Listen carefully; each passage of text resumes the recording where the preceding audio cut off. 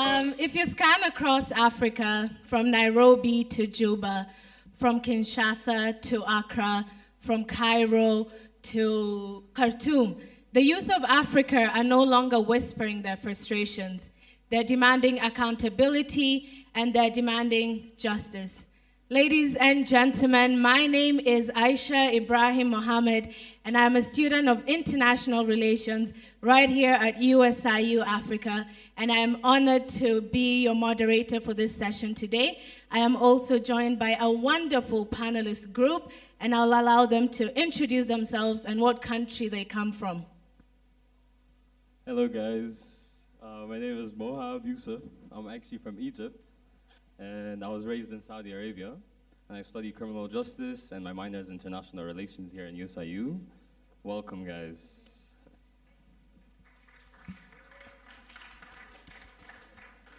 Hello, guys. I'm John from Pioneer International University, and I'm from Kenya, majoring in international relations and foreign policy. Hi everyone, my name is Evelyn Mabila Adongo. I prefer to be called Mabila. I'm from Ghana and I'm studying epidemiology and biostatistics. This is my last semester, so I'll be graduating in September. Glad about that, and thank you for being here today. Thank you. My name is Dudi Luat. I'm doing international business administration. I'm a member of Student Association Cabinet, that is the chair of Student Council. I'm a South Sudanese, half caste of North and South Sudan, so I will be representing both nations. Yes.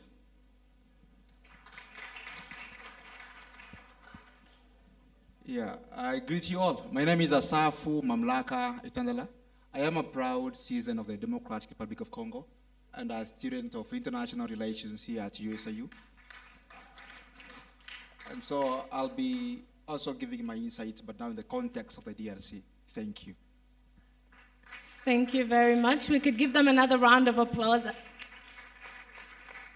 I think the beauty of this panel group is it's very diverse from all over Africa. So we have East Africa, North Africa, all of us are represented. So the topic that we're going to delve in today is we're going to look at governance issues in Africa from the youth perspective. And oftentimes we critique bad governance because all over Africa there is bad governance, but rarely do we speak of good governance. So I think my first question to all of you would be, what does good governance look like to you? And do you think your countries are a symbol of good governance? I think I can start with Mohab because he's closest to me. Hello again. So actually good governance it means that justice, fairness, freedom, leader to be honest and cooperate with all the citizens, open elections, stronger laws, create more health services and more education, and most important thing, actually fight corruption. Thank you.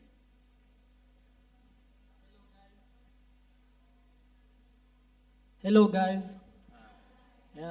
I'm John. I'd introduce myself. Good governance to me is about accountability. It's about service delivery. It's about a moral imperative. Other than corruption, we have all been phrasing corruption as an act of bad governance, but actually accountability, service delivery, and moral imperative are also key pillars of good governance. So that's what we'll be discussing about. Yeah, feel welcome. I think good governance is very much tied to development. I would define good governance as a progress of development, because often people get into leadership, especially politicians, and it's all about holding your position, holding your role, and doing your duties as defined by your role. But what is the whole point of having different offices and having different roles in government? It's because we want to, at the end of the day, develop our countries and develop the continent. So I feel like good governance in Africa would be any form of leadership and any form of governance that is for the people. That is geared towards developing the country. That is geared towards moving the country from where it is currently to a different state of, existence, making it a way better place than you found it. I think that's what good governance is to me. I take these issues to personal because governance is key. Is key for a better future for Africa. And me, I will be very simple and define it for you in 3 pillars. That is, good governance is all about transparency. The second one, it's about rule of law. Most of our own nations, they have laws that they don't respect. You have a law, but it's just in books. The other thing is inclusion and accountability. 2 of them comes once. Good governance involves you being able to recognize that no matter the gender, no matter who you are, you can be able to lead your nation. You can be able to contribute to a better future of your own nations. Thank you. Yeah, I happen to come from one of the most precarious parts of the DRC, the eastern part of DRC. And I remember I was given a chance to give a lecture in one of our classes here. And I gave them a story of how, I think I was still at 4 then, or primary 4. And then there were gunshots everywhere. And so there was this stampede. And I remember we had to use windows to move out. But unfortunately, not everyone believed it, and they thought maybe I saw that in a movie. But it is a reality that I actually lived. And I can tell you that we have millions of young men in Africa who are living that reality. Why am I bringing this up? To me, like I said in the very first place, I'll be defining this in the context of my country. If our country cannot protect its citizen, then to me, it's weak. I'm not trying to say Congo is a failed state because it is not. It is a fragmented state to me. So to me, it's more of protection of the citizen. Because unless we have peace or protection, what you call security in other words, then we'll never achieve anything else. I think I'll stop at that point for now. Thank you. Thank you very much, and I feel like that are very insightful responses. My next question will go to Malaba. I liked how you say good governance is also involvement. We know at least 70% of the population in Africa is below 30, and yet our leaders are 60 plus average going up. So why do you think the youth are always locked out in this political matters? Malaba. Yes.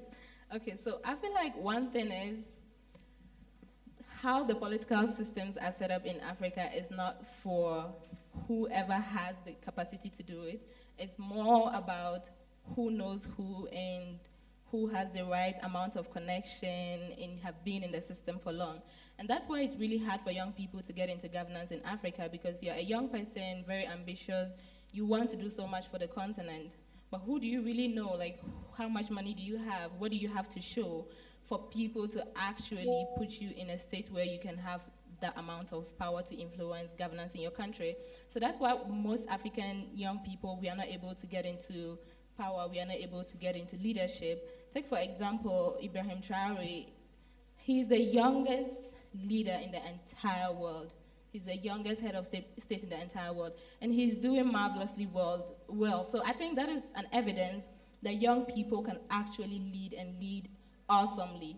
It's just that the states are not set in a way that gives us opportunity, and that is because it favors a system. It's a system that keeps on favoring those that already have predisposition to it. So families that have predisposition to it, people who have relatives or maybe friends or have been in parties and have been predisposed to that. So it takes a really long time to get to that point where you have that amount of influence. And if it was based off on capacity, then young people would have been more able to participate in governance in Africa. Thank you very much. As we speak of young population and the youth. Allow me to bring it back home in Kenya. The Gen Z movement, reject the finance bill, Ruto must go, one-term president, all this, we were retweeting, tweeting on X. We had spaces where we were being educated on our political rights, on what the finance bill is about. So I think to John, what do you think about the Gen Z movement? And do you think this was a sense of political awakening, or was it just a sense of passing without change? No, to me, I will say that the Gen Z movement was a sense of political awakening in Kenya, because if you look at the words of Thomas Sankara, says that revolution is not a moment, it is a process. So it means that whatever Gen Z did last year in the month of June, was it June? June, whatever that they did eventually will come to be realized later. But it will come to be realized later if we have we set effective institutions to ensure that when we raise our issues in the X platform, as you say, we have Kenyans on Twitter, the KOT, whereby during the anti-finance bill protest, a lot of Kenyans were gathering. Those who are educated, educational elites, some of you, I know who you are here, you joined those spaces. We were like informing each other. It was about information. And you know, like the politics in Kenya is much more of patronage system of politics and gatekeeping. In that, whenever we raise our issues as youth, even the representation, we have 5% of Kenyan youth are being represented in the National Assembly, which is a very narrow number compared to the numbers of MP in Kenya Parliament is 349. If you ratio that, it will be 15 to 20 youth ambassadors who have been sent there to the Parliament for elective or appointive position. So it means that they cannot be able to advocate more for the issues that the Gen Z are facing. And that is why I'm saying that whatever Gen Z did during last year of an anti-financial protest will come to be realized eventually, because they called for accountability and things are changing. We think that political spaces in Kenya are now taking a shift. You find that people are calling more for issue-based politics rather than dynasty. Yeah. Thank you very much for that wonderful response, John. And a lot of youth speak up. I mean, we take it to the streets, we take it to social media. I mean, with the rise of social media, it's also bridged that gap of, we get to also participate in citizen journalism, so news gets to you faster. But a lot of us do not run for political offices.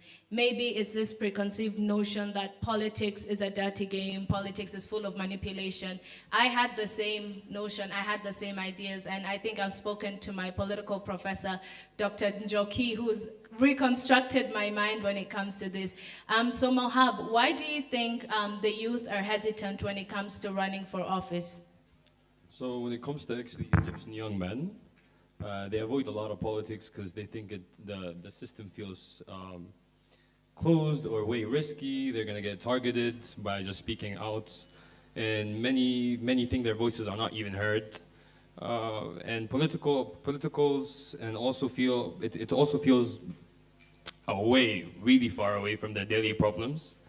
So that's why, to change it actually, we should make it a safe space for our youth to speak, more community, more political training, leaders who actually listen to the youth and make it more life decisions for their future and involve youth more in actually politics. Thank you, Mohab. I think we've heard this as a recurring theme: accountability, transparency, involvement. This is what the youth are crying for. This is what they deserve to be given for good governance. And if we look at, I'll come to my friend in DRC, Mamlaka, who's a very good friend of mine. Mamlaka said to me and to the rest of our class one time that peace is a privilege that you do not know you have until you lose it, sorry. And Congo has one of the richest minerals worldwide. I mean, it's the richest country when it comes to minerals, around $24 trillion. But this has not translated to any economic activity in Congo. It's one of the poorest countries as well. I think we call it the resource curse, where a country that has a lot of resource tends to be in conflict. And I think I would rather hear it from Mamlaka, because he could give, as a Congolese, he could give his take. What are some radical changes you think should take place in Congo for at least this wealth to translate even into good governance? Yeah, thank you so much, Aisha. We also call it the Dutch disease. And I think we've been suffering from that. That is for the case of Congo for a very long time. I think we need to shift our attention for a very long time, when people see Congo, all they see is just the underground mineral. But I think Congo has more than just minerals. So the first recommendation for me would be maybe to shift these, we've had this preconceived notion that, all that we have in Congo is minerals. I love how our late Laurent Desire Kabila did it. When he came to Congo, of course, we still focus on minerals, but he shifted the focus to agriculture. And at some point, we became, that is in the first few years that he lived, we became one of the best countries in Africa when it comes to agriculture. But again, it was short-lived. The other thing is empowerment. Today, when we hear about the conflict in Congo, many of us will, would take it to, would throw blames to the conflict between the Tutsis and the Hutus. But again, it goes way beyond the Tutsis and the Hutus. We don't talk about the corporations that have been functioning in Congo for, decades. We don't talk about the Chinese influence in the Congo for decades, and they've always been there. So I think we need a restructure of almost everything, including the government itself. I will tell you for sure that, the government in Kinshasa and the government in North and South Kivu are two different things. My question will be to you. How would a war, actually these are two very significant provinces, be taken hostage in just less than a month? And my argument actually for this is that the government necessitated this. Because we had a similar occurrence in 2012, we had something similar again in around 2006, 2009. And so my recommendation will actually be, a restructure of the whole system. We need stronger institutions that are closer to the people. Of course, we also need inclusion. We need youth who makes about 60% of the population being involved in the decision-making process. Thank you. Thank you very much, Mamlaka. And since we're still in the topic of conflict, maybe I'll ask our president, Dudi Luat. There's been a lot of peace talks in South Sudan, but this peace talks, we call it conflict management. They're not resolving or transforming the conflict in South Sudan. It's just the heads being involved, so it doesn't go to the root cause or the ordinary persons. And a lot of times we have the youth being excluded from these peace talks. While they still are the majority in the country, do you think with this exclusion, peace would be long-lasting? Thank you, Aisha. I feel sad sometimes because my nation is the youngest nation in the world, but facing a lot of challenges to be able to stabilize. There's one thing, if I can quote the IDPSA, that is in 90s, the PWD in South Africa, they used nothing about youth without the youth. You cannot be able to try to transform or try to do things to better the lives of the youth without involving them. Yes, as you mentioned, most of the time, the peace initiatives that have been happening in South Sudan, the recent one, which is the Tumaini Peace Initiative that was done here in Kenya. Most of the people who are there, they are older generations. They are people who have lived for a very long time. But the problem is the youth, the women, the minorities. Without them, then I don't think there will ever be a lasting peace. And it's not about South Sudan alone. It's about all our different countries in Africa. We need to know that for us to be able to get stability in any country in this continent, it's about engagement rather than management. You cannot be able to manage people and you want to transform at the same time. You rather engage them and get the positive side of it. Because this generation, there are people who want answers. They don't want to know what you went through. They don't want to know what you did. They want to see the impact. They want to see the outcome of all that. So engaging youths, yes, most in South Sudan, youths are left behind, but I'm hopeful right now, as Dr. Fatima mentioned before, that IGAD is doing more grassroots approach. And that is what is needed. More grassroots approach means that from downward, minorities, the women, the youth. And when she spoke, Dr. Fatima, she gave me hope that indeed the future is bright for South Sudan. Thank you. And it is bright for every other African country as well. I really love this topic and I love this conversation that we're having, but I know in the interest of time, we cannot finish this discussion. But before we finish, maybe every panelist can give me their parting shot, or if you were a president in your country, let's say if today Mamlaka is President of Democratic Republic of Congo, what are some restructuring that you would do? What are some of the first executive orders you will give out in your country? I think that would be a nice way to end this. I could start with you, Mamlaka. Yeah, that's a tricky question. Of course, I do believe there is a lot that needs to be done for Congo. I was reading a book by somebody called Francois Kisangani, about civil wars in Congo. And there were a lot of decrees that Mobutu did. I mean, he's one of the people that really tarnished us for good. And so, you know, we had Rwandans. Actually, let me give a little background. I'm going to be so fast with this. You know, we've always had Tutsis in Congo. Banyamulenge, I call them Congolese. I proudly call them Congolese because I've lived with them. We've been brothers. But again, and when we hear conversations about Congo and what's happening at the moment, many will tell you, know what, this started in 1994 with the Rwandan genocide, which is, I would love, you know, you challenge the veracity of that because it's not true. The predicament of Congo goes way before even 1994. We had mass migrations, people being forced from Rwanda. Then they were called the Banyarwanda. The first thing, and I know many Congolese will not agree with this, would be to actually make us one. We need unity in that country.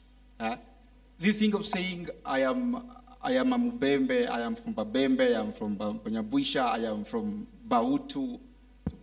It should be, I am a Congolese. I am from Congo, and nothing else. I love how Tanzanians brand themselves. That is normally the mantra. I am a Tanzanian. It's very hard to actually know whether somebody is a Sukuma from Tanzania. It's so hard. So I think that would be my first thing. The other thing is, you know, restructuring the institutions. You can't believe if I tell you that, you know, we have more than 50 ministries in Congo, and some of them are, you know, duplicated. You know, we have a Ministry of Finance here. Again, we have a Ministry of Economy, I don't know in what, which is to me merely the same thing. So again, we're going to need that. The other thing is inclusion. You know, I'm a feminist, and I know those who Yeah, and that's because women in Congo are not, I really envy Kenyans a lot. I really love it when I'm here, when I see women standing up, ladies standing up. How I wish that was, my country.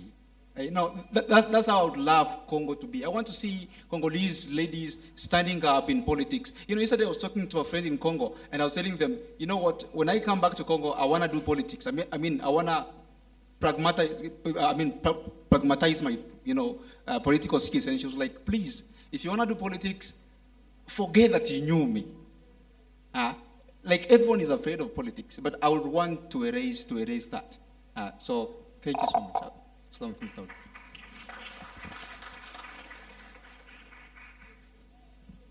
Oh, thank you. On the same, Yes, I think all our countries have similar problems. If you are a very good analyst, you will be able to find out that the highest percentage of countries in Africa, they have similar problems.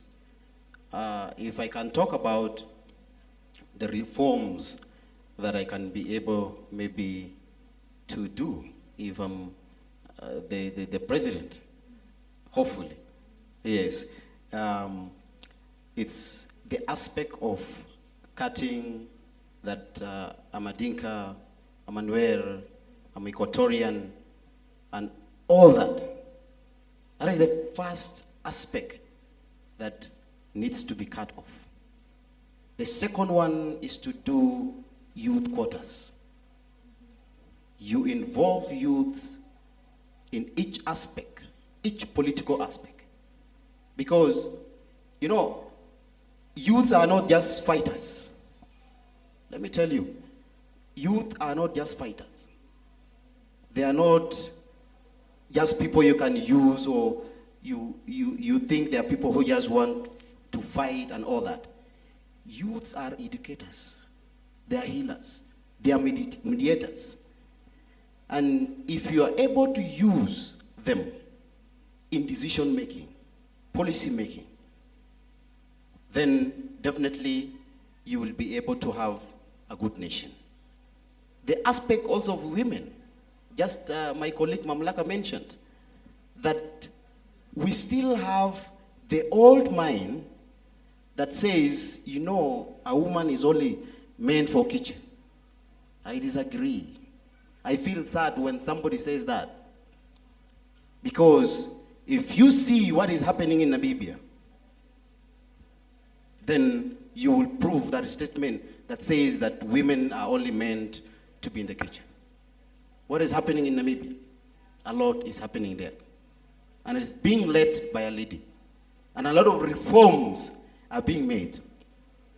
So one of the aspects that the system that I will be able to put in place is to have as many women, as many young women, young ladies in the system, in the political field, in decision making, and also the minority communities. Most of our countries, we say the largest tribe in the country is the one that has to make decisions, which is not supposed to be. If we can be able to involve every community, in short, not even community, every individual in that nation, regardless of who they are, in decision making, then we have positivity in the future. Thank you.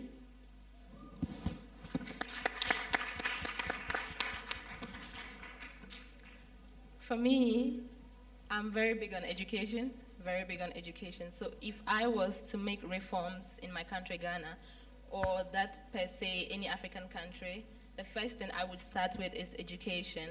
Why? Because for the longest time, African education hasn't been African. Our educational system is set in a way that it was handed to us by the colonizers and the enslavers, and it has really never changed. Back home in Ghana, you're not supposed to have your hair when you're like in school. You have to shave it all the way down. Do you know what's funny about that kind of a policy? When a white kid comes to a Ghanaian school, they don't shave their hair. They keep it. But for us Ghanaians, we have to shave our hair sometimes. And then you don't even know the reason for that kind of a policy. So our educational system is not even set to favor us as Africans, as Ghanaians. One thing again, the textbooks that we use in school are mostly not written by Ghanaians. The stories that I read in books in school, they don't relate to me. Like, you're reading about the US, your statistics and examples are being quoted using, other worldly examples. So the first thing I would touch is education, because like we said, it has been said 100 times here today, Bob Marley said that you have to know yourself before you can know where you're going to. And I feel like most of African youth, we are lost because we were never really socialized to actually understand and appreciate ourselves. And where is the first place that you start socializing people after home? The educational system, it's school. So we really have to put an effort into socializing our young people to actually know and understand who they are, to understand their history, to understand where we come from, and then we can actually appreciate and love in ourselves and move forward developing to become a better people.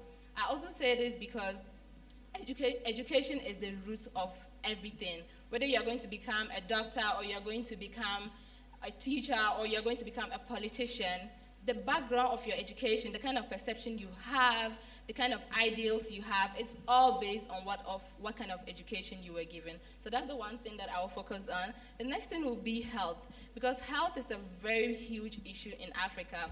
We have people suffering, we have mothers. I think recently, I really love this man, Captain Ibrahim Traore. He passed a law in Burkina Faso where women don't have to pay to give birth in hospitals. And that's really helping, because women die simply because they can't access hospital care and they're pregnant or they're in labor. So that's one other area that I would put a lot of effort in, restructuring the health system to make it more free or affordable to the average citizen. The other thing that I would like to focus on is production. Africans, we are very chilled being the consumers, and we've always been consuming goods from the West. But what's crazy is we have like very beautiful talents in Africa. There are people making like cars out of nothing, making cars that can move using water or, I don't know, radio waves, and we are not actually pushing those people. We're not supporting them. We're not giving them the amount of support and resources they need to actually produce in large scales and then export to other parts of the continent or even other parts of the world. So that's the other thing that I'd really want to focus on if I had the opportunity. And the last one would be on inclusivity. We've all spoken about inclusivity, and I just want to say, just look at us, look at everybody seated here. If you remove the moderator, I'm the only lady in the panelist. That's 1 to 4, 1 to 4. And we all sat here and spoke about inclusivity. So how about the next time we are having a panel discussion, it's not 1 to 4? I think we should be practical. I think we should be practical in everything that we do. We are the young people. We are saying we are going to lead Africa. So if we are going to lead Africa, it should be obvious in everything. Even if it's class, and you're having a class rep, and it's a girl this time around, the next time it should be a boy. Let it be practical in everything that we do, because you can't wait till, when you become, I don't know, the president or minister someday, you start doing inclusivity and all that stuff, or you start being transparent.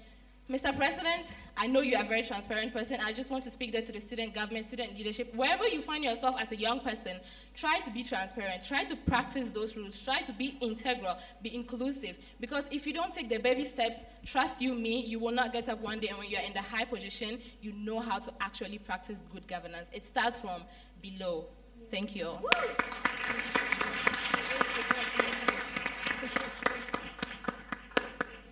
Yeah, to me, when you ask me if I have the power, actually I'm more privileged because I know my fellow Gen Z, you are sitting there, and I know you would have loved this opportunity to be in this platform so that you can inject.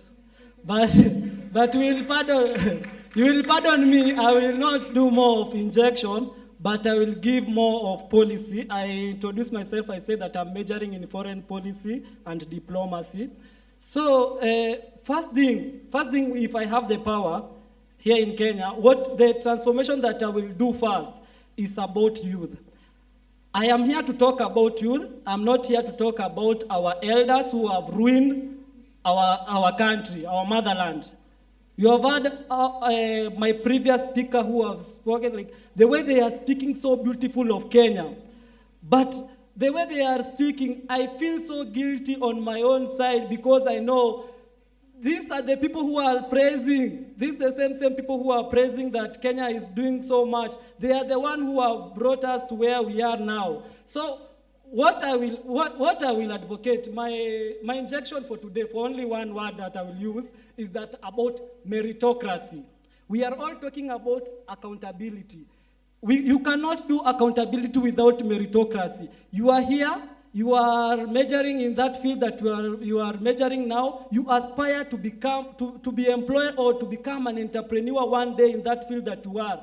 But you cannot be able to reach that place because the Kenyan system is rogue in nature. It is what do we call that word? Gatekeeping. You are being, like, if you are selected there as a youth ambassador, you are there for the ceremonial purpose, but you are not given that real power, that real fund, so that you can be able to raise your fellow youth from the grasses. We are talking about reshaping the African politics from the grassroots. Luat has just said here, if we want to start from that, we need to start by doing what is called meritocracy, electing people due to their merits. Then from that, I have said that according to the Kenya Statistic Bureau, it says that Kenyan population, 75% of the Kenyan population are living under the age of 35, which 60% of that population are between 24 to 34, which is the group that we call youth. If all these people are there and representation in the parliament, I told you representation in the Kenyan parliament is 5%. We need to do this reform. There is no way we can have 15 people or 20 people representing almost over 20 million Kenyans youth in their interest. The issue of gatekeeping, that is something, if I have the power, I will remove it with all the power that I have. Then secondly is about somebody who has just, I'm sorry to say this, but there was a panelist who has just come before we arrived. And the panelists, I don't want to mention the name, but he has said that we need to approach those public offices with decorum. Decorum. Quote that word, decorum. If we want accountability, we cannot knock in those offices with decorum. We need to speak up our voice. That is what they want. That is, we raised our issue like in the finance bill last year. We raised our issue. They told we are going to change. And then what did they do? They did a recycle of the leaders who are there. So it means that they did not help us. What we need is that we do not need to be told that we need to knock on those offices in decorum. Rather, what we should do, because I'm not here to argue, I'm here to give what we should do. What we should do is that it's about working together with the relevant institution. There is a notion that after the finance bill 2024, we were told that, if you had a political party, if you had a representative, things could have worked. But I'm very happy that it happened the way it happened. Because why? It happened the way it happened because now they know that it's not about a certain leader that they could approach and patronage him and put him in a certain position and then tell that person, you know what, we have the one who have put you into that places. And then you become as conduct. We have the Ministry of Youth. I believe that most of my panelists here in their country, I don't know, because I don't want to speak from the bush, I don't know if they have a Ministry of Youth. But in Kenya, we have the Ministry of Youth, but it's not helping the common man. We are talking about grassroots. They are just implementing things from there, and then we are being told that, yeah, you know what, this is what we have signed, and then you need to do public participation. But we were not involved in those sittings. The people who are involved in those high table discussing about the drafting of the policy, the way forward, we are not the ones. And yet, they bring the same document to us, and then they tell us, you know what, you need to vote yes or no for this reform. And then when you vote yes or no, they say, the youth have participated. We have involved the youth. That is not involving. The involvement of the youth, my fellow panelists, you can borrow from me this one. The involvement of the youth is that you need to advocate to be on those tables. When they are being discussed, don't say that, you know what, we have the funds, they won't allow you. You need to be there when those policies are being formulated so that you can be able to understand, and you can also be able to share it with your fellow youth and be able to push this spirit of Pan-Africanism and to make African grow. Lastly, you know, in Kenya we have a word that we call let's inject. Lastly, there is this issue called Council of Elders, religious elders, and I don't know, representative of a certain community. When the performers were performing here, you had some people mentioning, I'm from Luo, the Luo community, Kikuyu community, Maasai community. Do you know that when decisions are made for this, for leadership position in those counties where they are representing, youth are not involved. We are told, we sit down, we just relax, we are there on our phone browsing, and then we are told, you know what, as the leaders of the Kikuyu community, the Kiama, or the Njurunjeke, we have decided that we are going to support a certain politician, and then we are told to support that person. That is the problem. That is the problem that we need to fix. The solution is that we need to have a council in Kenya whereby if we want to tell us that we want us to support a certain politician, so for his aspiration to become a certain, to hold a certain seat, you need to put us at that place, ensure that this person has our interest. Because that is the problem. They don't have our interest. It is patriarchy. And you know, politics in Kenya, not only in Kenya, but also in Africa, is transactional. I am very sure that here in the room, we have politicians and aspirants who want to become politicians in the future. But I will tell you clear and concise that it will be very difficult for you. Because what? You lack the fund. You lack the fund because, because you lack that fund, and I have said that politics in Africa is transactional, you will find it difficult for you to ascend into that seat. So those are the reforms that I would have loved if I had that position to make. Yeah, thank you. Thank you very much, John. And as a Kenyan, you would definitely have my vote after that. I'm voting for you. Let's put John's name on the ballot. Ladies and gentlemen, give another round of applause to John, please. And lastly, we have Mohab.